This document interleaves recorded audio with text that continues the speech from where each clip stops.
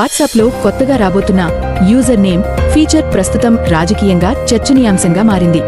Online మోసాలను అరికట్టేందుకు వినియోగదారుల ప్రైవసీ మరియు భద్రతను దృష్టిలో ఉంచుకుని ఈ ఫీచర్పై వివరణ ఇవ్వాలని కేంద్ర ప్రభుత్వం వాట్సాప్ను కోరింది.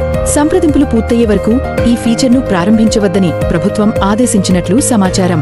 దీనిపై స్పందించిన వాట్సాప్ సంస్థ ఈ ఫీచర్ ఇంకా లాంచ్ కాలేదని స్పష్టం చేసింది. కేవలం యూజర్లు తమకు నచ్చిన ఐడీని ఎంచుకునే అవకాశం కల్పిస్తున్నామని, ప్రజాప్రతినిధులు మరియు సెలబ్రిటీల పేర్లు దుర్వినియోగం కాకుండా ముందస్తు చర్యలు తీసుకున్నామని తెలిపింది. అలాగే యూజర్ నేమ్ ఫీచర్ వచ్చిన వాట్సాప్ వాడాలంటే ఫోన్ నంబర్ తప్పనిసరి అని పేర్కొంది. భద్రత కోసం యూజర్ నేమ్ కీ అనే అదనపు ఫీచర్ను కూడా తీసుకురానున్నట్లు సంస్థ వివరించింది.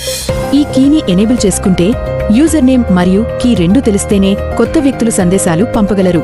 అంతేకాకుండా తెలియని వ్యక్తుల నుండి సందేశాలు వచ్చినప్పుడు యూజర్లను అలర్ట్ చేస్తామని సంస్థ హామీ ఇచ్చింది. వాట్సాప్లో రాబోతున్న ఈ కొత్త ఫీచర్ మీ ప్రైవసీని మరింత పెంచుతుందని మీరు భావిస్తున్నారా?